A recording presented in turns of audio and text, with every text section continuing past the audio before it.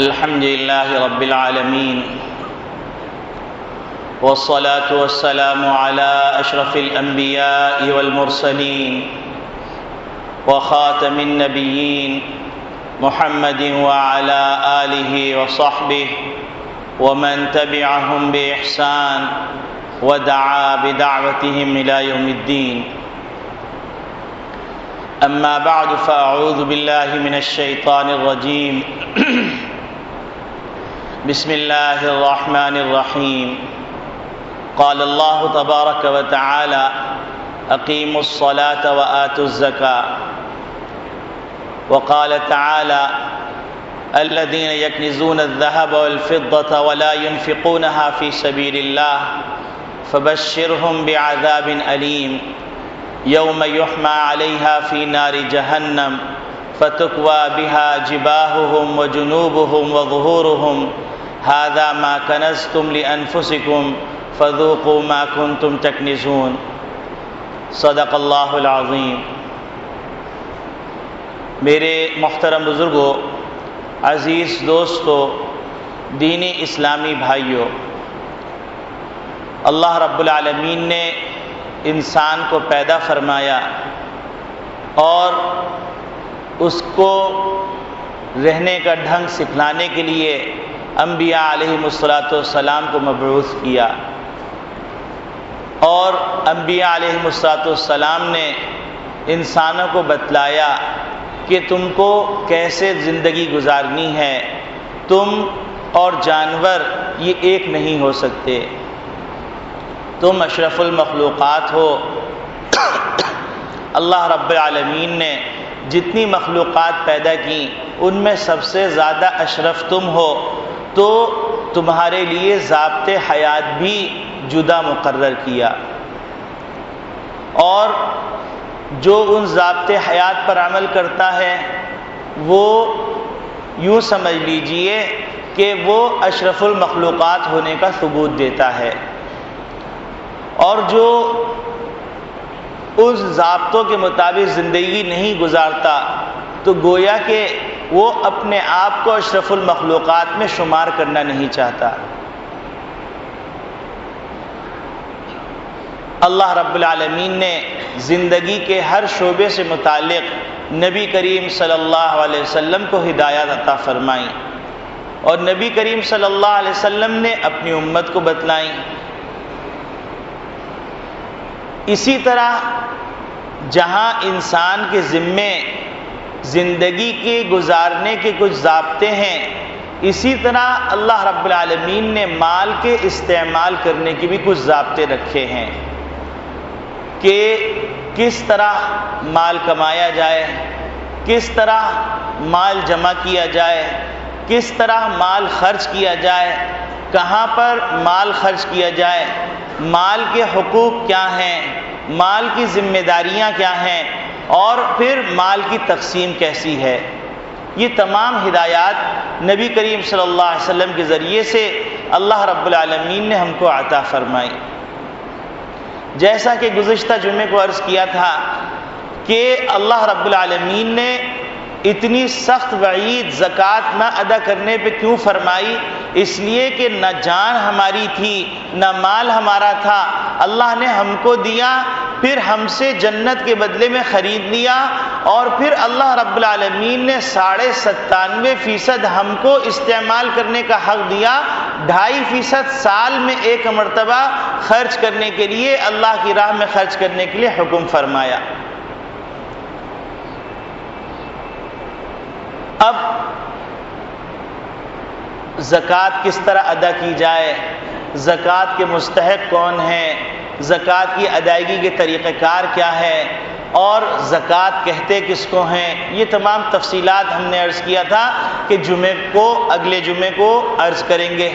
اللہ رب العالمین نے توفیق عطا فرمائی تو کچھ باتیں عرض کر رہا ہوں. سب سے پہلی بات تو یہ کہ زکوٰۃ کہتے کس کو ہیں. زکوٰۃ کہتے ہیں تملیک المالی، مال کا مالک بنا دینا، لی فقیر، فقیر کو. ایک ایک لفظ اس میں غور طلب ہے کیونکہ زکوٰۃ کی تعریف اگر ہمیں سمجھ میں آ جائے گی تو ہم زکوٰۃ میں جو غلطیاں کرتے ہیں وہ غلطیاں نہیں کریں گے۔ تو پہلی بات جو تعریف کے اندر ہے، تملیک المالی، مال کا مالک بنانا، لفقیر مسلم، ایک تو یہ کہ غریب کو مالک بنانا، یہ نہیں کہ کسی مالدار کو، صاحب نصاب کو آپ نے زکوٰۃ دے دی اور یہ خیال کرنے لگے کہ میری زکوٰۃ ادا ہو گئی، یہ درست نہیں۔ پھر دوسری شرط جو اس میں بیان کی گئی ہے، مسلمن، وہ فقیر مسلمان ہو۔ اب آج کل بعض لوگ ایسے بھی پیدا ہو گئے ہیں جو باقاعدہ میڈیا پر آ کر یہ کہتے ہیں کہ زکوٰۃ کا مال یہودی کو بھی دے سکتے ہیں، ہندو کو بھی دے سکتے ہیں، عیسائی کو بھی دے سکتے ہیں۔ یہ وہ تشریح ہے جو تشریح نہ نبی کریم صلی اللہ علیہ وسلم نے کی اور نہ ہی صحابہ اکرام رضوان اللہ اجمعین سے منقول ہے۔ ایسے فتنے کے زمانے میں ایسی تشریح کرنا اس آدمی کا خود فتنے میں مبتلا ہو جانا سمجھ میں آتا ہے۔ اور آپ سمجھ سکتے ہیں کہ عبادت جو ہوتی ہے وہ پاک جگہ پہ کی جاتی ہے، ناپاک جگہ پہ نہیں کی جاتی۔ مثلاً اگر آپ کو نماز پڑھنی ہے تو نماز پڑھنے کے لیے آپ کے سجدے کی جگہ، آپ کی پاؤں کی جگہ جہاں آپ نماز پڑھیں وہ پاک صاف ہو۔ تو اسی طریقے سے جب آپ زکوٰۃ ادا کر رہے ہیں تو زکوٰۃ بھی عبادت ہے، تو زکوٰۃ کا مال بھی پاک ہونا چاہیے۔ یہ نہیں کہ آپ نے جو ہے سٹا کھیلا، فلاں کیا، اس کے بعد آپ ثواب کی نیت سے خرچ کر رہے ہیں۔ بے شک حرام مال کا مصرف یہ ہے کہ آدمی مستحق زکوٰۃ کو دے دے بغیر ثواب کی نیت کے۔ تو اس کے اندر یہ بات بھی ذہن میں رہنی چاہیے کہ ہم مال حلال کمائیں، اور پھر جس آدمی کو مالک بنا رہے ہیں وہ آدمی مسلمان بھی ہو، کیونکہ یہ عبادت ہے تو عبادت کو پاک صاف جگہ پہ کرنا چاہیے۔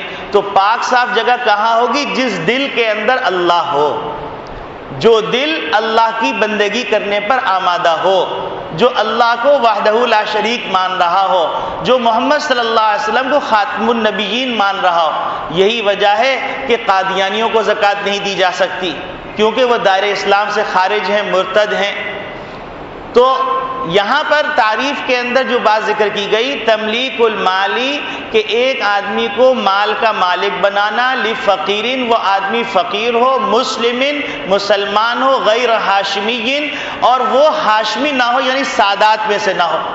اب آج کل ایک فتنہ یہ بھی چلا ہوا ہے کہ لوگ کہتے ہیں حضور صلی اللہ علیہ وسلم کی نسل چلی گئی، اب تو کوئی سادات میں رہا نہیں، لہذا اب جو سید ہیں ان کو زکوٰۃ دے سکتے ہیں۔ بھائی اگر حرام کھانا ویسے کھا لو، تعویل کر کے مت کھاؤ۔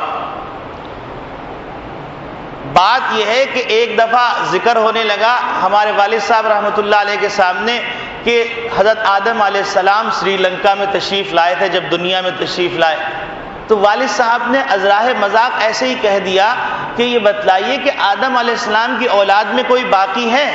تو وہ صاحب کہنے لگے نہیں صاحب، سب مر کھپ گئے۔ پھر ان کو احساس ہوا ہم خود تو آدم کی اولاد میں سے ہیں، تو میں نے یہ کیا بات کر دی۔ تو اسی طرح جو لوگ یہ سمجھتے ہیں کہ سادات باقی نہیں ہے، وہ غلط فہمی میں ہیں۔ سادات ہیں، برحق سادات ہیں، ان کا پورا شجر نسب حضور صلی اللہ علیہ وسلم تک محفوظ ہے۔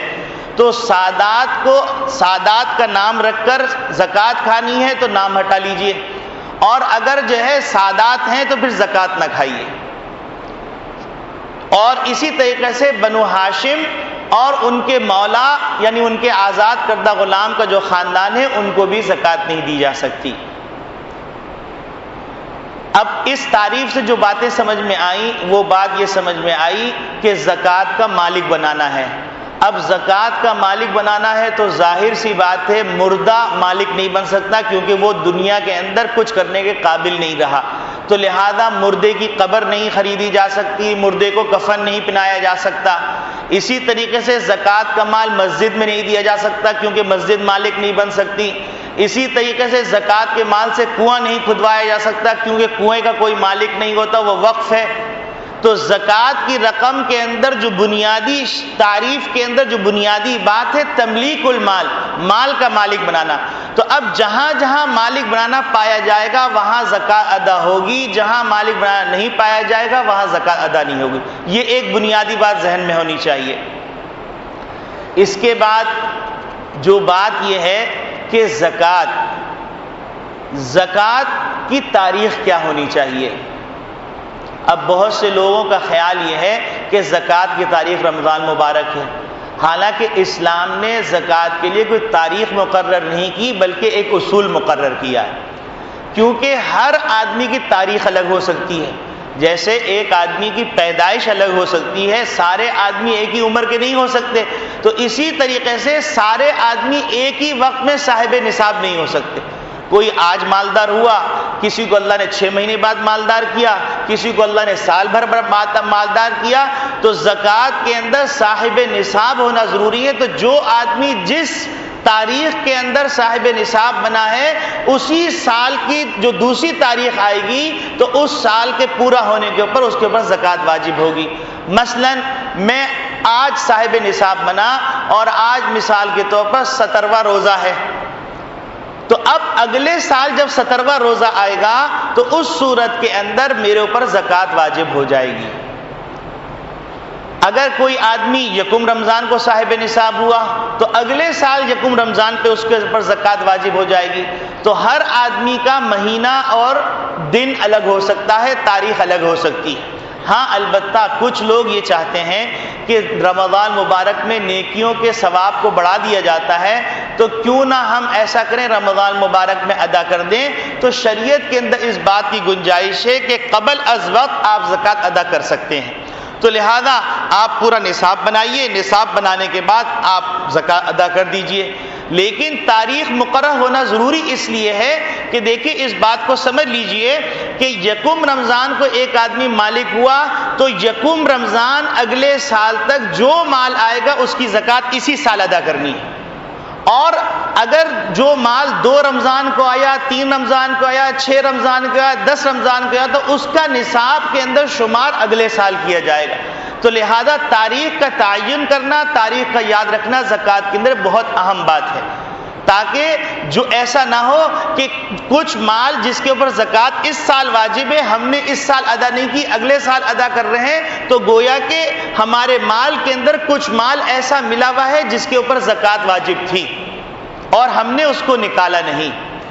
تو لہذا تاریخ یاد رکھنا کہ میں کس سال صاحب نصاب بنا تھا، کس سن میں بنا تھا، کس مہینے میں بنا تھا، کس تاریخ میں بنا تھا، ڈائری میں اپنے پاس نوٹ کر لیجئے، اور پھر اس تاریخ کو اگلے سال جب آپ صاحب نصاب ہوں تو آپ زکوٰۃ ادا کریں۔ یہ ایک بات ہو گئی کہ صاحب نصاب تاریخ کے اعتبار سے زکوٰۃ ادا کریں۔ تیسری بات کہ زکوٰۃ کا مال کون کون سی چیزیں ہیں، یعنی کن چیزوں سے آدمی صاحب نصاب بن جاتا ہے اور زکوٰۃ کا نصاب کیا ہے۔ تو زکوٰۃ کے اعتبار سے حضرت امام ابو حنیفہ رحمۃ اللہ علیہ فرماتے ہیں کہ زکوٰۃ کے اندر سونا بھی آتا ہے، چاندی بھی آتی ہے اور مال تجارت بھی آتا ہے، لیکن نصاب کے اندر شمار اس چیز سے کیا جائے گا جو انفع للفقراء ہو۔ یعنی جیسے دنیا کے اندر ایک اصول ہے کہ زیادہ سے زیادہ ٹیکس کا سرکل بڑا کرو تاکہ زیادہ سے زیادہ اس سرکل کے اندر لوگ آ جائیں، ٹیکس ادا کرنے والے بن جائیں۔ تو اسلام یہ کہتا ہے کہ اگر آپ سونے سے لگا رہے ہیں اور زیادہ لوگ صاحب نصاب بن رہے ہیں تو ٹھیک ہے، آپ سونے سے لگائیے، لیکن اگر آپ چاندی سے لگا رہے ہیں اور چاندی 52.5 تولہ ہے تو زیادہ لوگ صاحب نصاب بن رہے ہیں تو زیادہ غریبوں کو پیسہ ملے گا، زیادہ غریبوں کی مدد ہوگی۔ تو لہذا چاندی سے آج کل کے زمانے کے اندر سونا مہنگا ہے، چاندی سستی ہے، تو 52.5 تولہ چاندی جس آدمی کے پاس ہو آج کے زمانے کے اندر یا اس کی رقم ہو تو وہ آدمی صاحب نصاب ہے۔ اب اگر ہم سونے سے لگائیں 7.5 تولہ سونا تو آپ اندازہ فرما سکتے ہیں کہ سونے کا ریٹ کیا چل رہا ہے۔ اس کے اعتبار سے 7.5 تولہ کی قیمت لاکھوں میں جاتی ہے، تو ایک آدمی صاحب نصاب بنے گا بڑی مشکل سے۔ تو اب جب بڑی مشکل سے صاحب نصاب بنے گا تو زکوٰۃ دینے والے کم لوگ ہوں گے، لیکن اگر 52.5 تولہ سے حساب لگایا جائے تو اتنی رقم تو اللہ تعالیٰ نے ہر ایک کو دی ہوئی، تو زیادہ سے زیادہ لوگ زکوٰۃ دینے والے ہوں گے، زکوٰۃ لینے والے کم ہوں گے۔ اور بہت سے لوگ ایسے بھی ہوتے ہیں جو 52.5 تولہ چاندی کے مالک ہیں یا اتنی رقم ان کے پاس ہے، اس کے باوجود بھی وہ زکوٰۃ لے رہے ہیں۔ تو یہ زکوٰۃ نہیں لے رہے، یہ مال نہیں لے رہے، در حقیقت انگارے لے رہے ہیں، اپنے لیے انگارے جمع کر رہے ہیں۔ اور نبی کریم صلی اللہ علیہ وسلم نے فرمایا کہ جو مال کے ساتھ زکوٰۃ کا پیسہ مل جائے تو وہ مال کو ہلاک کر دیتا ہے۔ تو یہ بات بھی ذہن میں رہنی چاہیے کہ آج کل کے زمانے میں نصاب جو شمار کیا جائے گا 52.5 تولہ چاندی سے شمار کیا جائے گا۔ اتنی بات ذہن میں رکھیں، باقی امام حنیفہ کا جو اصول انفع للفقراء وہ سمجھ میں آتا ہے تو بہت اچھا، نہیں آتا تو اتنی بات تو سب کو سمجھ میں آ گئی کہ 52.5 تولہ چاندی یا اس کی قیمت کسی کے پاس ہے، اس کے مطابق ضروریات زندگی کا سامان زائد موجود ہے تو وہ آدمی صاحب نصاب ہے۔ یہ بات ہو گئی نصاب سے متعلق۔ اب زکوٰۃ ادا کرنے والے 3 قسم کے لوگ ہیں۔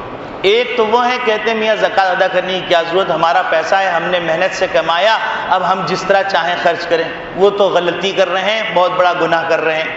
اور اگر زکوٰۃ کا انکار کر دیں گے تو حضرت ابو بکر صدیق رضی اللہ تعالیٰ عنہ نے ایسے لوگوں کو مرتد قرار دیا اور ان کے خلاف جہاد کیا۔ تو اندازہ کر سکتے ہیں کہ زکوٰۃ کا جو انکار کرنا چاہتے ہیں وہ اپنا کیا حال کر رہے ہیں۔ اب یہاں پر یہ بات سمجھ لیجئے کہ ایک آدمی زکوٰۃ کا پیسہ ادا کر رہا ہے تو اس میں پھر 2 قسمیں ہیں۔ ایک قسم وہ ہے جو کہ پورا حساب کر کے زکوٰۃ ادا کرتے ہیں، اور ایک یہ ہے کہ وہ لم سم نکالتے رہتے ہیں اور کہتے ہیں شاید ادا ہو گئی۔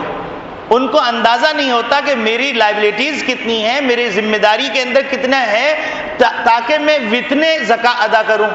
بس وہ لم سم نکال دیتے ہیں۔ بعض لوگ ہوتے ہیں دکان پہ فقیر آ رہا ہے، بھنگی آ رہا ہے، ہیروئنچی آ رہا ہے، چرسی آ رہا ہے، موالی آ رہا ہے، ماسی آ رہی ہے، چوکیدار آ رہا ہے، سب کو کچھ نہ کچھ سال بھر دیتے رہتے ہیں اور پھر کہتے ہیں ہماری زکوٰۃ ادا ہو گئی۔ یعنی گویا کہ اللہ میاں آپ ہی حساب کر لیجئے، ہم کو اتنی زحمت نہیں، آپ نے اتنے پیسے دے دیے لہذا ہم کو فرصت ہی نہیں ہے۔ تو یہ غلط ہے۔ زکوٰۃ کے لیے ضروری یہ ہے کہ آدمی پورا اسٹاک چیک کرے اور جتنی بھی مالیت اس کے پاس ہے، چاہے اندرون ملک میں ہو یا بیرون ملک میں ہو، کیونکہ بعض لوگوں کو اللہ تعالیٰ نے دیا ہے تو وہ بیرون ملک پیسہ رکھتے ہیں یا فارن اکاؤنٹ میں رکھتے ہیں، تو اب وہ زکوٰۃ نکالتے وقت پاکستانی کرنسی کی تو زکوٰۃ نکال دیتے ہیں لیکن جو باہر جو رقمیں رکھی ہوئی ہیں اس کو شمار نہیں کرتے، یہ بھی غلط ہے۔ پورا حساب جمع کیا جائے جس نصاب کے آپ مالک ہیں، چاہے اندرون ملک ہو، بیرون ملک ہو، چاہے سونے کی شکل میں ہو، چاندی کی شکل میں ہو، زیورات کی شکل میں ہو، سونے کی دھات کی شکل کے اندر ہو، یا ٹکیوں کی صورت میں ہو، یا سکوں کی صورت میں ہو، یا پھر کسی اور شکل کے اندر آپ نے پراپرٹی خریدی ہوئی بزنس پوائنٹ آف ویو سے، تو یہ تمام چیزیں اس زکوٰۃ کے اندر شامل کی جائیں گی اور پورا حساب کر کے پھر 2.5% زکوٰۃ نکالنی ہوگی۔ تو یہ بات ذہن میں رہنی چاہیے کہ زکوٰۃ کو پورا حساب کر کے نکالنا چاہیے، ایک ایک پیسے کا حساب کرنا چاہیے کہ میرے پاس کون کون سے فنڈ میں کتنا پیسہ کہاں کہاں رکھا ہوا۔ اس کے بعد زکوٰۃ کے لیے ضروری یہ ہے کہ جو آدمی صاحب نصاب ہے وہ سال بھر یعنی سال کے شروع میں صاحب نصاب ہو، سال کے آخر میں صاحب نصاب ہو، تو اب بیچ کے اندر جو پیسہ آیا گیا اس کا کوئی اعتبار نہیں، سال کے آخر کے اندر اس کو زکوٰۃ ادا کرنی پڑے گی۔ اب ایک آدمی سال کے شروع میں صاحب نصاب ہے، مثلا اس کے پاس 2 لاکھ روپے ہیں، سال کے درمیان میں اس کے پاس رہ گئے 50,000 روپے، سال کے آخر کے اندر اس کے پاس آ گئے 3 لاکھ روپے، تو 3 لاکھ کے اوپر زکوٰۃ ادا کرے گا۔ یہ نہیں کہہ سکتا کہ 2 لاکھ میرے پاس تھے، بیچ میں ختم ہو گئے، اب آئے ہیں تو اتنا پیسہ میں نے یہ کیا، اتنا پیسہ یہ کیا، اتنا پیسہ اتنے پہ زکوٰۃ ادا کروں، ایسا نہیں ہے۔ چونکہ سال کے شروع میں وہ صاحب نصاب ہے، سال کے آخر میں صاحب نصاب ہے، تو درمیان کے اندر جو آرک جارک تھی اس کا کوئی اعتبار نہیں، حتیٰ کہ اگر یکم رمضان کو آپ زکوٰۃ نکال رہے ہیں، ایک دن پہلے بھی آپ کے پاس جو پیسہ آیا وہ زکوٰۃ میں شمار کیا جائے گا۔ ہاں، یکم رمضان کے بعد جو پیسہ آ رہا ہے وہ اگلے سال کے مال میں شمار کیا جائے گا، اس کی اگلے سال زکوٰۃ ادا کی جائے گی۔ تو تاریخ کا یاد رکھنا اس لیے ضروری ہے۔ اب بعض لوگوں کو سوال یہ ہو سکتا ہے کہ بھیا یہ بات تو ہمارے ذہن میں تھی نہیں، ہم تو زکوٰۃ نکال رہے تھے، رمضان آیا بس زکوٰۃ نکال دی۔ تو چلیے اب پتہ چل گیا تو اللہ رب العالمین معاف کرنے والے ہیں۔ آج تاریخ کا تعین کر لیجئے اور پورا اسٹاک چیک کیجئے، اسٹاک چیک کرنے کے بعد جتنی رقم آپ کے پاس ہے اس کے اوپر 2.5% زکوٰۃ نکال دیجئے۔ تو یہ تو ہو گیا زکوٰۃ سے متعلق معاملہ۔ سال کا گزرنا ضروری ہے، تو بعض لوگوں کا خیال یہ ہے کہ ہر روپے پہ سال کا گزرنا ضروری ہے، تو اللہ تعالیٰ نے تو اصول بتا دیا، لا یکلف اللہ نفسا الا وسعها۔ یہ انسان کے بس کی بات نہیں ہے کہ آج جو پیسہ آیا اس کی تاریخ لکھ کے ایک گڈی بنا کے رکھ دی جائے، کل جو پیسہ آیا اس کی تاریخ، ہر پیسے پہ سال گزارنا یہ کسی کے بس کی بات نہیں، شمار کرنا مشکل ہے۔ بس ایک اصول بتا دیا گیا، سال کے شروع میں صاحب نصاب، سال کے آخر میں صاحب نصاب، آخر میں جتنا مال ہے اس پہ زکوٰۃ ادا کر دی جائے۔ اب مسئلہ آتا ہے کہ بعض لوگوں کے پاس مال ہے لیکن اس کے ساتھ ساتھ ان کے پاس کچھ اور چیزیں بھی ہیں، مثلا پلاٹینیم ہے، بہت قیمتی ہے، ہیرے ہیں، جواہرات ہیں، بہت قیمتی ہیں، بعض ہیرے کی قیمت سونے سے زیادہ ہے، تو کیا اس پہ زکوٰۃ ہوگی یا نہیں ہوگی؟ تو زکوٰۃ کے سلسلے میں یہ اصول سمجھ لیا جائے کہ سونا جس شکل کے اندر ہو اس پہ زکوٰۃ واجب ہے، چاندی جس شکل کے اندر بھی ہو اس پہ زکوٰۃ واجب ہے، اور چاہے یہ تجارت کی غرض سے ہو یا استعمال کے لیے ہو۔ بعض لوگوں کا خیال یہ ہوتا ہے کہ اگر ہمارا سونا جو ہے ہماری اہلیہ کا ہے اور وہ پہننے کے لیے استعمال ہو رہا ہے تو اس پہ زکوٰۃ نہیں ہے، یہ بات غلط ہے۔ نبی کریم صلی اللہ علیہ وسلم نے دو عورتوں کو دیکھا بیت اللہ میں، وہ طواف کر رہی تھیں، ان کے ہاتھ میں سونے کا کنگن تھا، تو نبی کریم صلی اللہ علیہ وسلم نے فرمایا کیا تم اس کا حق ادا کرتی ہو؟ تو انہوں نے کہا نہیں اللہ کے رسول۔ تو نبی کریم صلی اللہ علیہ وسلم نے فرمایا کہ کیا تم چاہتی ہو کہ یہ کل قیامت کے روز انگارے کے کنگن بن جائیں؟ تو اس سے معلوم یہ ہوا کہ زیور کے اوپر بھی زکوٰۃ ہے، یہ نہیں ہے کہ زیور کے اوپر زکوٰۃ نہیں ہے جو استعمال کے لیے ہے۔ سونا جس شکل کے اندر ہو، چاندی جس شکل کے اندر ہو اور جس مصرف کے لیے ہو اس پہ زکوٰۃ ہے۔ اب یہاں پر ایک سوال پیدا ہو سکتا ہے کہ بھائی ہم نے تو اپنی بیٹی کے لیے رکھا ہے اور بیٹی نابالغ ہے، تو ٹھیک ہے وہ چونکہ نابالغ ہے اور آپ نے بیٹی کے لیے رکھا ہے تو اس پہ کوئی زکوٰۃ نہیں، لیکن جو ہی بیٹی بالغ ہو گئی تو اب اس بیٹی کے اوپر زکوٰۃ واجب ہو گئی۔ اگر وہ اس کے پاس پیسہ نہیں ہے تو پھر اس صورت کے اندر اس سونے کو بیچ کر زکوٰۃ ادا کی جائے یا باپ یا ماں اپنے پاس سے زکوٰۃ ادا کرے، زکوٰۃ ادا کرنی پڑے گی۔ اسی طریقے سے میں نے عرض کیا پلاٹینیم، اگر پلاٹینیم اپنی ذاتی استعمال کے لیے ہے، ہیرے جواہرات اپنی ذاتی استعمال کے جس شکل کے اندر بھی ہوں ذاتی استعمال کے لیے اس پہ زکوٰۃ واجب نہیں ہے، لیکن اگر تجارت کی غرض سے عام پتھر بھی ہوگا تو اس کے اوپر زکوٰۃ واجب ہو جائے گی۔ اب کوئی آدمی کہہ سکتا ہے کہ بھائی پلاٹینیم اتنی قیمتی دھات ہے اور ہیرے بھی بڑے قیمتی، آپ کے نا اس پہ زکوٰۃ نہیں ہے، تو ایک اصول سمجھ لیا جائے کہ عبادات کے اندر عقل نہیں چلتی، نقل چلتی۔ اللہ نے کہہ دیا مغرب کی 3 رکعت، سمجھ میں آئے نہ آئے 3 ہی پڑھنی پڑیں گی، اب چاہے تمہارے اندر طاقت 10 رکعت پڑھنے کی ہو ثواب نہیں ملے گا، 3 پڑھنے پہ ثواب ملے گا۔ فجر کی 2 رکعتیں تو 2 رکعتیں اب دل چاہ رہا 4 پڑھ لوں، بڑی فرصت ہے تو ثواب نہیں ملے گا، 2 ہی فرض کی گئی۔ اسی طریقے سے کہا گیا کہ عرفہ کا جو دن ہے اس دن حج کا رکن اعظم ادا کیا جاتا ہے، وقوف عرفہ۔ اب کوئی آدمی کہے کہ اس دن تو بڑا رش ہوتا ہے، چلو میں ایسا کروں شوال میں جا کے وقوف کر لوں، حج ادا نہیں ہوگا کیونکہ عبادت میں عقل نہیں چلتی۔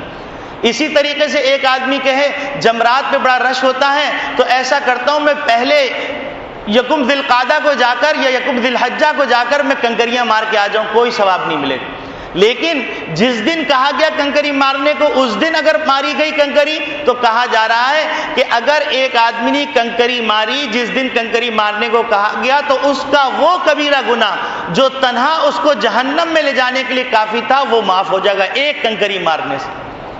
اسی طریقے سے عرفات کے اندر آپ جا رہے ہیں وقوف کر رہے ہیں کسی اور دن تو کوئی ثواب نہیں، لیکن وقوف عرفہ والے دن آپ نے جو ہے یوم عرفہ والے دن آپ نے وقوف کر لیا تو اب وہاں پر کہا جا رہا ہے جس نے زوال کے بعد 100 مرتبہ سورہ فاتحہ، 100 مرتبہ چوتھا کلمہ، 100 دفعہ درود شریف اور 100 دفعہ تلبیہ پڑھ لیا تو بہقی کی روایتیں کہ تمام عرفات والوں کی طرف اگر وہ اشارہ کرے تو بخشش کی درخواست کرے تو اس کی درخواست قبول کی جائے گی۔ تو اب آپ دیکھ لیجئے عبادت کے اندر عقل نہیں چلتی، نقل چلتی۔ تو لہٰذا پلاٹینیم کے بارے میں کسی کو یہ سوال ہو، آج کل ایسے اللہ والے ہیں ٹاک شو میں آتے ہیں اور بیٹھ کے بڑے ایسے زبردست ڈسکشن کرتے ہیں جیسے بہت بڑے علامہ ہیں اور شاید امام بخاری کے بعد انہی کا درجہ یا ان سے بھی پہلے، اور ایسی گفتگو کرتے ہیں اور جیسے کہ یہ اختیاری معاملات ہیں، عقلی معاملات ہیں، اور کہتے ہیں یہ ایسا آج کل کی لاجک میں یہ بات نہیں ہے. ارے بھیا یہاں لاجک کی ضرورت نہیں، اللہ کے حکم کی ضرورت ہے. اللہ نے کہہ دیا اب ہماری کھوپڑی میں آئے نہ آئے، ہماری کھوپڑی کی حیثیت کیا ہے؟ آئے نہ آئے اللہ کا حکم ماننا ہے. ہر چیز کے اندر فلسفے تلاش نہیں کیے جاتے. آپ اگر 2000 روپے کا ملازم رکھتے ہیں، ملازم نے آپ سے پلٹ کے پوچھ لیا کہ میاں آپ نے آلو منگوا لیے، اب آپ جو لوکی کیوں منگوا رہے ہیں، 2 سبزیاں بڑی مہنگائی ہے، یہ نہ کرے تو آپ اس کو کان سے پکڑ کے نکال دیں گے، حالانکہ وہ آپ کو 2000 روپے کا ملازم. اور پروردگار جس نے ہم کو پیدا کیا، جس نے ہم کو تمام سہولیات دی اور اس دنیا کو بسایا اور زمین کو خزانہ کا صندوق بنا دیا، وہ اللہ کہہ رہا ایسا کرو. ہم کہہ رہے ہیں کہ آج کل کے سائنسی دور میں ایسا نہیں ہو سکتا، جدید دور میں ایسا نہیں ہو سکتا. ہماری کیا حیثیت؟ اگر ایسا کریں گے تو پھر اللہ میاں نے کہہ دیا فَإِن تَوَلَّوْا يَسْتَبْدِلْ قَوْمًا غَيْرَكُمْ ثُمَّ لَا يَكُونُوا أَمْثَالَكُمْ.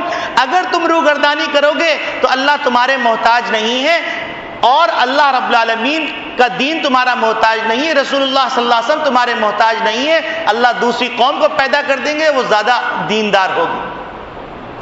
تو لہذا شریعت کے معاملے کے اندر عقلی باتیں کرنا اور اس طرح کا ماحول بنا دینا کہ لوگ شریعت کے وہ معاملات جو کہ بالکل منسوسی ہیں، قطعی ہیں، ان پہ ڈسکشن کرنے لگے تو یہ خطرے کی علامت ہے. یہ قوموں کی تباہیوں کا راستہ ہے جو اپنے لیے خود وضع کر رہے ہیں. تو لہذا زکوٰۃ کے سلسلے میں یہ بات ذہن میں رہنی چاہیے کہ سونا جس شکل کے اندر ہو، چاندی جس شکل کے اندر ہو، اس پر زکوٰۃ واجب ہے.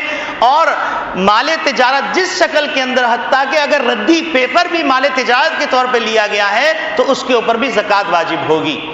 اور پلاٹینیم اگر تجارت کے لیے نہیں ہے، ذاتی استعمال کے لیے، اس پہ زکوٰۃ نہیں ہے. اسی طرح ہیرے جواہرات ذاتی استعمال کے لیے، اس پہ زکوٰۃ نہیں ہے. لیکن اگر ایک عام پتھر تجارت کے لیے لیا گیا ہے تو اس پہ زکوٰۃ آئے گی.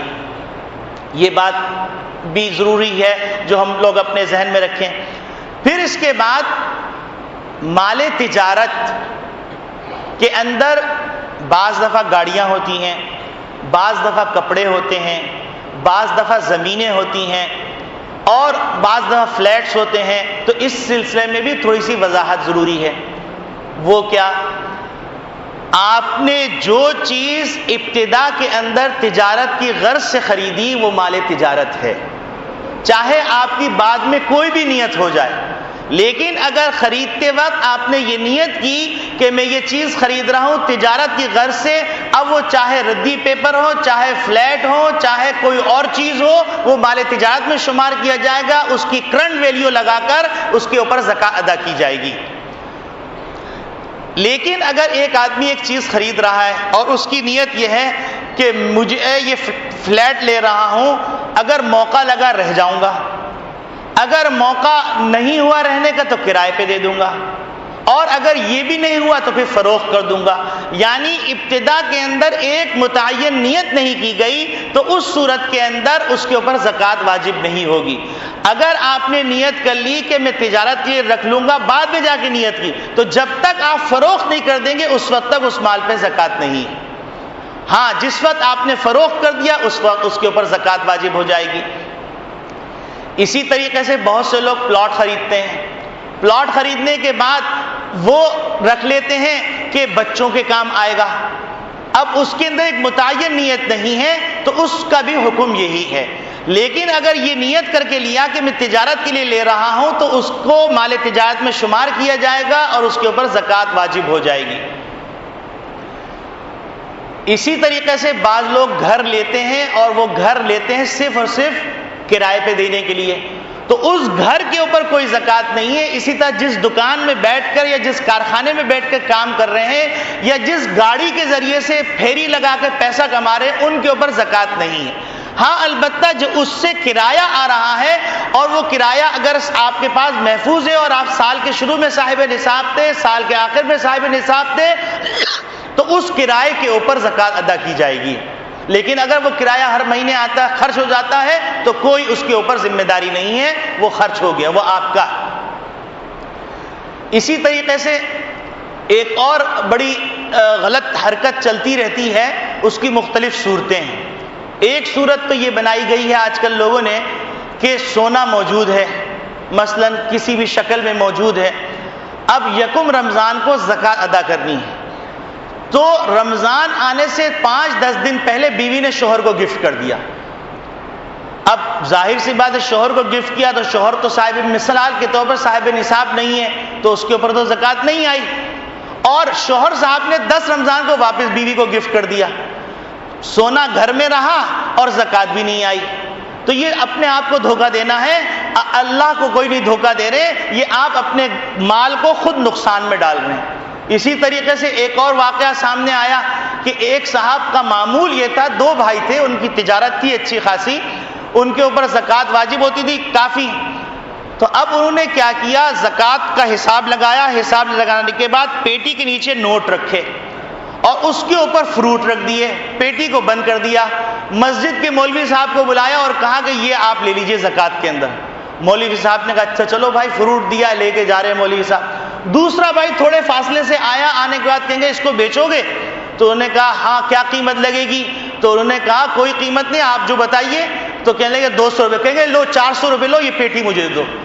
اب یہ اللہ میاں کو دھوکہ دے رہے ہیں کہ ایک بھائی نے زکوٰۃ کے پیسے نیچے چھپا کے رکھ دیے, اس کے اندر فروٹ رکھ دیے اور مولوی صاحب کے حوالے کر دیے. مولوی صاحب لے کے جا رہے تھے, راستے میں دوسرے بھائی صاحب آئے اسکوٹر کے اوپر, انہوں نے ان سے خرید لیا اور سمجھ رہے ہم نے زکوٰۃ بھی ادا کر دی اور اللہ میاں کو بھی خوش کر دی. یہ پاگل پن ہے, یہ سب حماقت کی حرکتیں.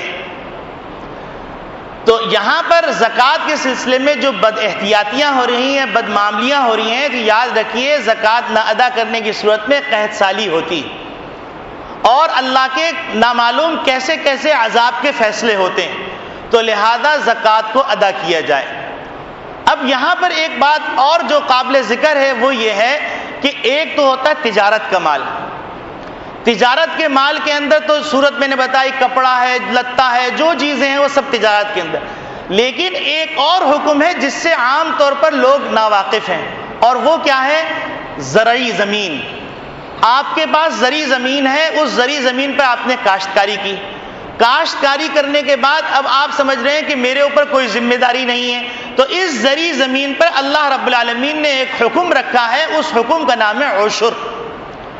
تو عشر یعنی پوری جو کاشتکاری کی پیداوار ہے, اس پوری پیداوار کا 10واں حصہ اللہ کی راہ میں دینا ہے اور مستحق زکوٰۃ کو دینا ہے. تو اگر کوئی آدمی دے رہا ہے تو اللہ کا شکر ادا کرے, اور اگر نہیں دے رہا, عشری زمین اس کے پاس موجود ہے, تو اس کو چاہیے کہ وہ عشری زمین پہ عشر ادا کرے. ہاں شریعت نے اس بات کی گنجائش رکھی ہے کہ اگر زمین ایسی ہے جس پہ آپ کاشتکاری کر رہے ہیں لیکن اپنے ہاتھ سے محنت کر کے آپ کو اس کو پانی ڈالنا پڑتا ہے, تو اس صورت کے اندر اس پہ نصف عشر آئے گا.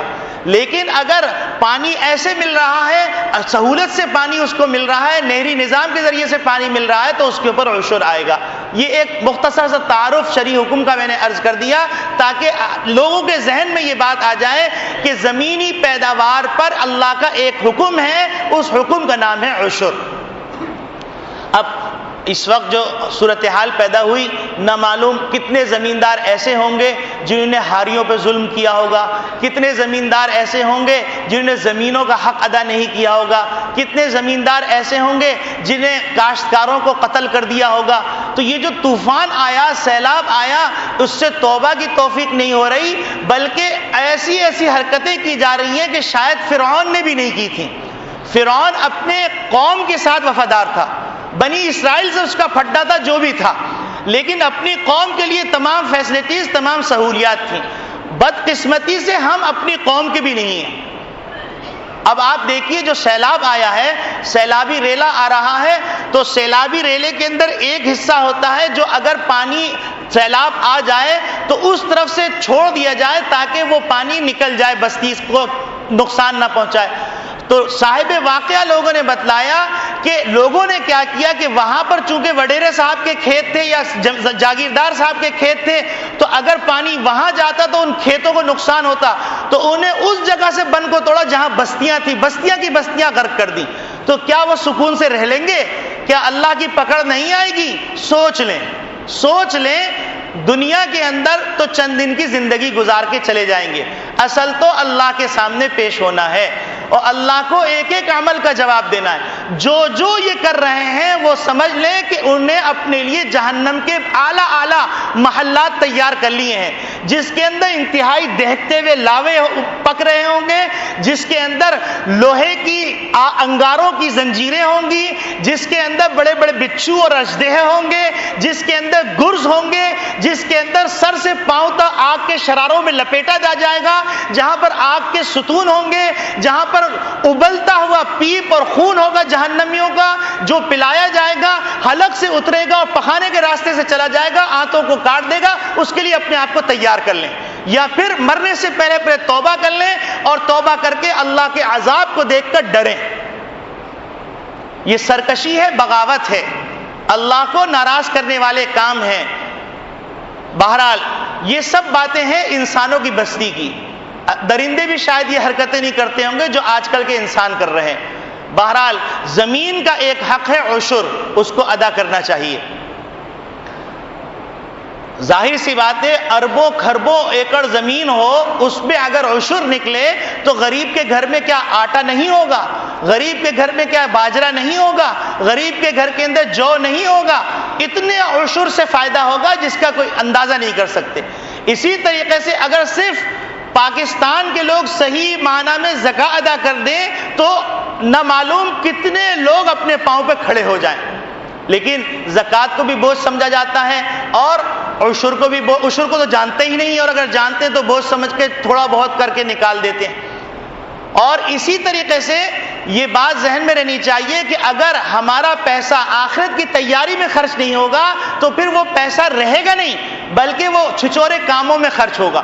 جیسے کہ تقریبات ہو رہی ہیں، اس میں آتش بازی ہو رہی ہے۔ ایک صاحب جو بہت بڑے سمجھے جاتے ہیں، انہوں نے شب قدر کے شب معراج کی اہتمام کے لیے 2 ٹرک منگوائے تھے آتش بازی کے۔ آپ اندازہ فرما سکتے ہیں کہ ایک ٹرک آتش بازی کا کتنے لاکھ کا ہوگا۔ تو ظاہر سی بات، جب اللہ کو خوش کرنے کے لیے پیسہ استعمال نہیں ہوگا تو یہ پیسہ غلط کاموں میں استعمال ہوگا، اور پھر جو اولاد ہوگی وہ اولاد بھی اطاعت گزار نہیں ہوگی، نافرمان ہوگی، باغی ہوگی، آنکھوں کی ٹھنڈک نہیں ہوگی، بلکہ اذیت کا ذریعہ بنے گی، سوہان روح بنے گی۔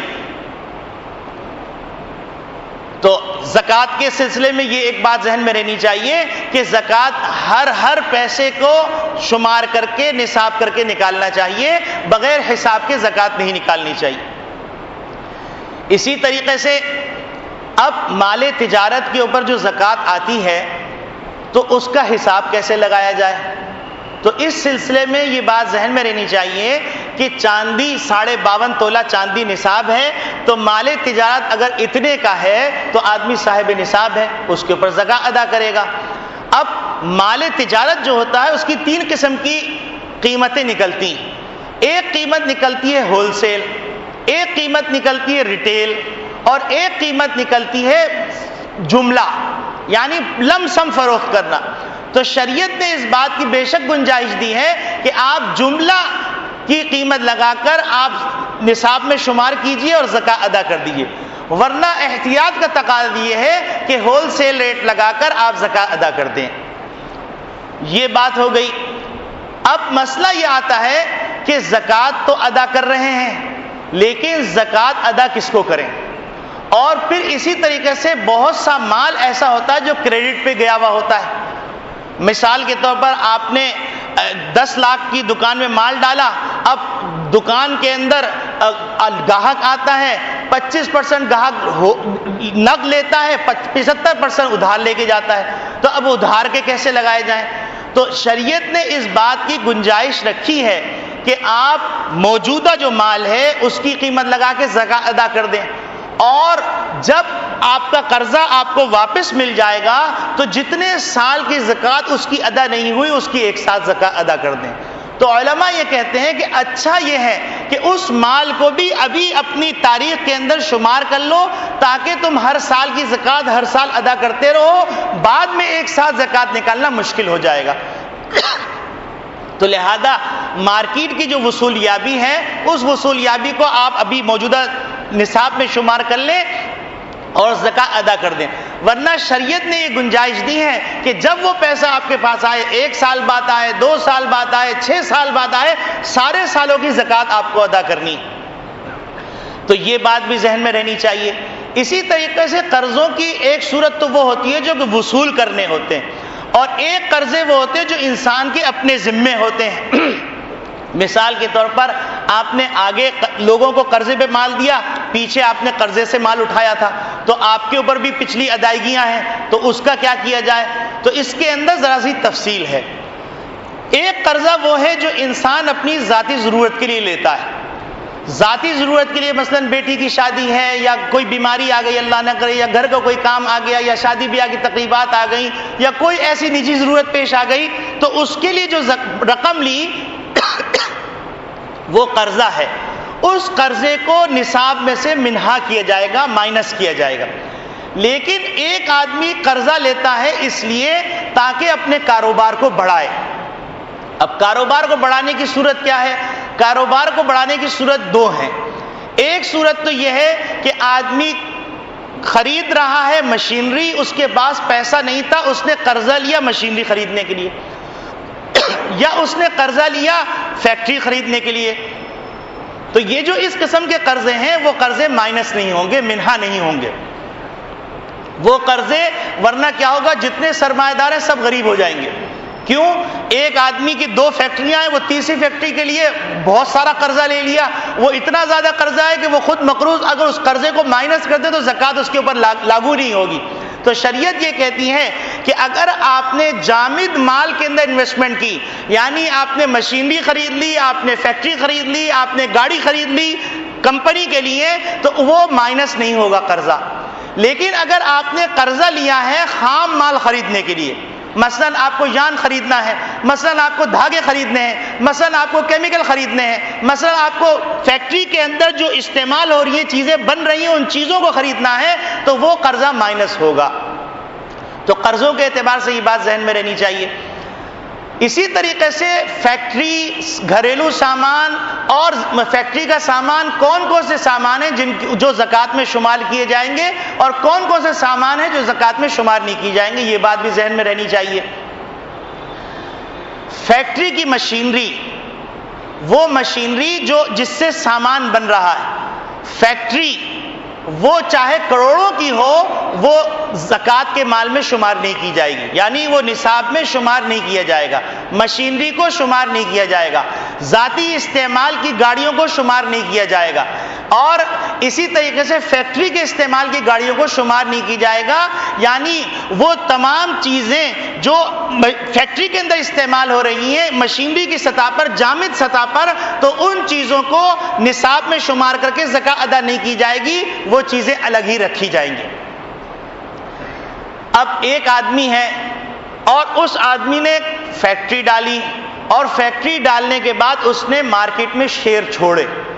مثال کے طور پر پرائیویٹ لمیٹڈ کمپنی بنائی اس نے، ایک تو پبلک لمیٹڈ ہوتی ہے، ایک پرائیویٹ لمیٹڈ ہوتی ہے۔ پبلک لمیٹڈ الگ نوعیت ہے، پرائیویٹ لمیٹڈ کی الگ نوعیت ہے۔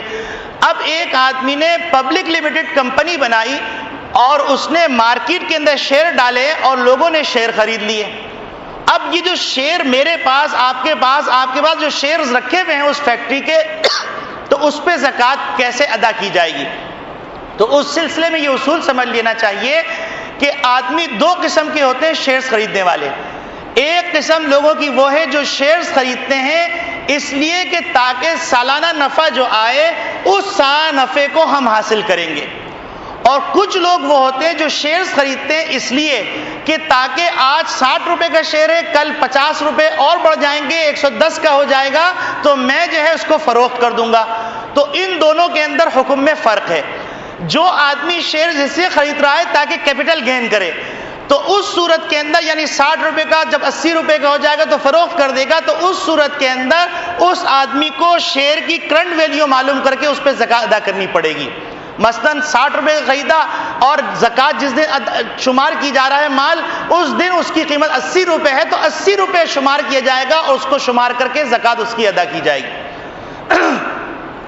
لیکن اگر ایک آدمی نے کمپنی کا شیئر خریدا ہے تاکہ سالانہ منافع حاصل کریں، تو اس صورت کے اندر اس آدمی کے ذمے ہے کہ وہ کمپنی سے معلوم کرے کہ اس کی کمپنی کے جو ٹوٹل اثاثے ہیں کتنے اثاثے جامد صورت کے اندر ہیں اور کتنے اثاثے خام مال کی صورت میں. تو جو اثاثے جامد صورت میں ہوں گے اتنے % مائنس کر کے جتنے خام مال کی صورت میں ہوں گے ان کے اوپر زکوٰۃ ادا کی جائے گی. مثال کے طور پر ایک صاحب نے کمپنی بنائی اور شیئرز نکالا 60 روپے کا. 60 روپے کا شیئر نکالنے کے بعد زکوٰۃ کا جب وقت آیا تو جو آدمی جس نے یہ شیئر خریدا ہے کمپنی سے معلوم کرے گا. یہ تفصیلات کمپنی دیتی ہیں اپنے شیئر ہولڈرز کو. تو وہ کمپنی سے معلوم کرے گا کہ آپ کے کتنے شیئر سے مشینری خریدی گئی. انہیں بتایا 40% شیئر کی مشینریز ہیں اور باقی رہ جاتا ہے 60%. تو 60% کا خام مال رولنگ کے اندر ہے. تو اب اس کے ذمے اس شیئر کے 60% کے اوپر زکوٰۃ واجب ہوگی. 60% پر زکوٰۃ واجب ہوگی اور 40% پہ زکوٰۃ واجب نہیں ہوگی. یہ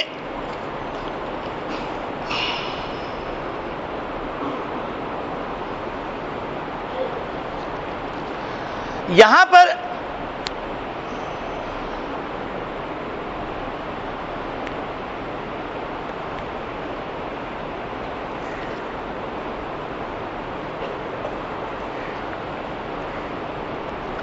تو میں یہ بات عرض کر رہا تھا کہ یہ مشینریز اور کارخانے کے اعتبار سے اور شیئرز کے اعتبار سے تفصیلات ہو گئیں. اب مسئلہ رہ جاتا ہے کہ زکوٰۃ کن لوگوں کو دیں. تو زکوٰۃ دینے کے لیے ضروری یہ ہے کہ وہ آدمی مستحق زکوٰۃ ہو اور بنو ہاشم بنو عباس میں سے نہ ہو, یعنی سادات میں سے نہ ہو, نہ ان کے موالی میں سے ہو. اس کو زکوٰۃ دی جا سکتی ہے اور اس کے لیے ضروری یہ ہے کہ وہ مسلمان ہو. کافر کو زکوٰۃ نہیں دی جا سکتی. اسی طریقے سے ایسے آدمی کو جو خود صاحب نصاب ہے اس کو بھی زکوٰۃ نہیں دی جا سکتی. بعض لوگوں کا خیال یہ ہوتا ہے کہ ہم زکوٰۃ دے دیں گھر کی ماسی کو, ہم زکوٰۃ دے دیں چوکیدار کو, ہم زکوٰۃ دے دیں جمعدار کو, ہم زکوٰۃ دے دیں مختلف ڈرائیورز کو. تو اور سمجھتے ہیں کہ اس سے 2 فائدے اٹھاتے ہیں. ایک فائدہ تو یہ اٹھاتے ہیں کہ چوکیدار ڈرائیور وہ خوش ہوتا ہے سیٹ نے مجھے پیسے دے دیے, سیٹ نے مجھے پیسے دیے, وہ زیادہ وفادار ہو جاتا ہے اور جو ہے اپنا فائدہ تو وہاں سے نکالا اور دوسرے نمبر پہ زکوٰۃ بھی سمجھی کہ ادا ہو گئی. یہ غلط ہے. ضروری یہ ہے کہ آپ کے علم میں ہو کہ آپ کا چوکیدار مستحق زکوٰۃ ہے یا نہیں, آپ کے علم میں ہو کہ آپ کی ماسی مستحق زکوٰۃ ہے یا نہیں. بہت سے لوگ ہیں اللہ رب العالمین نے ان کو گاؤں کے اندر بڑی بڑی جاگیریں دی ہوئی ہیں, وہاں پر برف پڑ جاتی ہے, برف پڑ جانے کے بعد وہ شہر میں آتے ہیں, 6 مہینے ڈرائیوری کرتے ہیں یا چوکیداری کرتے ہیں اور پھر جب برف پگھل جاتی ہے تو وہاں جاتے ہیں کھیتی باڑی کرتے ہیں. تو اب وہ خود صاحب نصاب ہے, اس صاحب نصاب کو آپ زکوٰۃ دے رہے ہیں اس غرض سے کہ تاکہ میرا وفادار بھی بن جائے, مجھ سے خوش بھی ہو جائے اور اس کے ساتھ ساتھ دیگر کام بھی ہو جائیں, زکوٰۃ بھی ادا ہو جائے. یہ غلط ہے. مستحق زکوٰۃ کو زکوٰۃ دینا ضروری ہے. اور زکوٰۃ کے سلسلے میں یہ بات سمجھ لیجئے کہ اللہ رب العالمین نے فرمایا آتوا الزکاۃ, زکوٰۃ ادا کرو. ادا کرنے کا مطلب یہ پورا اہتمام کرنا ہماری ذمہ داری ہے, یعنی پورا حساب کرنا یہ ہماری ذمہ داری, پھر مستحق زکوٰۃ کو تلاش کرنا یہ ہماری ذمہ داری, اور پھر اس کے بعد مطمئن بیٹھنا. لیکن اگر یہ نہ ہو تو یوں سمجھ لیجئے زکوٰۃ ادا نہیں ہوگی. بعض لوگوں کا خیال یہ ہے کہ مختلف چیریٹی کے اندر زکوٰۃ دے دی جائے. مثلا مختلف رفاہی ہسپتال کھل گئے اور مختلف رفاہی ادارے کام کر رہے ہیں. تو یہاں پر یہ بات سمجھ لیجئے وہ رفاہی ادارے جو علماء سے مشورہ کر کے چل رہے ہیں ان رفاہی اداروں کو زکوٰۃ دے سکتے ہیں, لیکن جو رفاہی ادارے علماء سے مشورہ کر کے نہیں چل رہے ہیں ان کی زکوٰۃ ادا نہیں ہو رہی. یہ ذہن میں رکھیے گا. اب وہ کیسے؟ مثال کے طور پر چیریٹی کے لیے آپ نے اپنی کمیونٹی کے لیے ایک ہسپتال بنایا. ہسپتال بنانے کے بعد ساری برادری کے پیسے جمع کر کے آپ نے فنڈ میں رکھ دیے. اس کے ذریعے سے آپ ڈاکٹروں کو تنخواہ بھی دے رہے ہیں, اس کے ذریعے سے بجلی کا بل بھی دے رہے ہیں, اس کے ذریعے سے آپ مریضوں کا آپریشن بھی کر رہے ہیں. تو یہ زکوٰۃ ادا نہیں ہوئی کیونکہ آپ نے مالک نہیں بنایا مستحق کو. ڈاکٹر کوئی غریب تھوڑی ہے. تو زکوٰۃ کے سلسلے میں یہ کوتاہی جو چل رہی ہے, مختلف لوگوں نے زکوٰۃ کو شیر مادر سمجھا ہوا ہے اور خوب زکوٰۃ لے کے بنگلے بن رہے ہیں، زکوٰۃ لے کے گاڑیاں چلائی جا رہی ہیں، زکوٰۃ لے کے سفر ہو رہے ہیں، سب کچھ ہو رہا ہے، یہ سب غلط ہے، حرام ہے۔ ہماری ذمہ داری ہے ہم اس ناسور کو ختم کریں اور اس بات کو عام کریں کہ زکوٰۃ کو علماء کی نگرانی کے اندر خرچ کروایا جائے تو خیر ہے، ورنہ زکوٰۃ ادا نہیں ہوگی، زکوٰۃ لٹکی رہے گی۔ اور یہ بات بھی ذہن میں رہنی چاہیے کہ ایک سال کی زکوٰۃ اسی سال میں پوری ادا ہو جانی چاہیے، یہ نہیں کہ وہ زکوٰۃ آپ نے اپنے پاس رکھ لی اور ادا کرتے کرتے دوسرا سال بھی آ گیا، وہ اس کے ساتھ نئی زکوٰۃ ملا کے پھر ادا کر رہے ہیں، یہ غلط ہے۔ زکوٰۃ آپ پوری نکال دیں، پھر بعد میں وہ ادارے جس طرح استعمال کریں وہ ان کی ذمہ داری، آپ کی زکوٰۃ آپ کے گھر سے سال کے اندر اندر نکل جانی چاہیے۔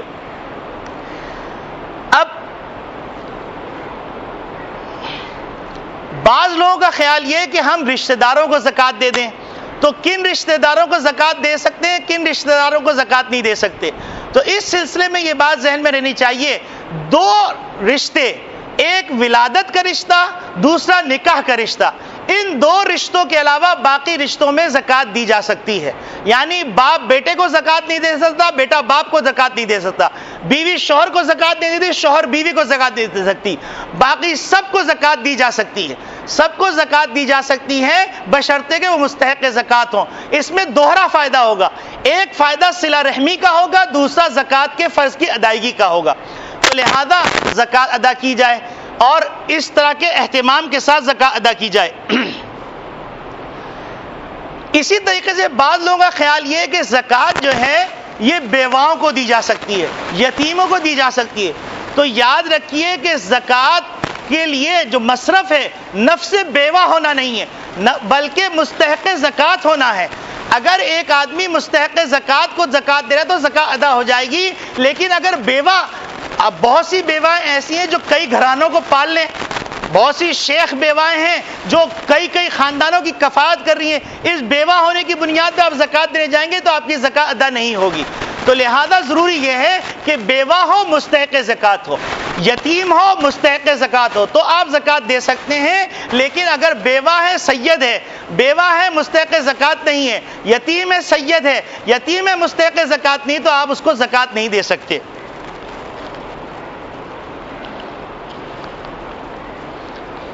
بہرحال مائک بھی کام نہیں کر رہا ہے، وقت بھی کافی ہو گیا، اتنی باتیں اللہ رب العالمین کہنے والوں کو بھی عمل کی توفیق عطا فرمائے، سننے والوں کو بھی عمل کی توفیق عطا فرمائے۔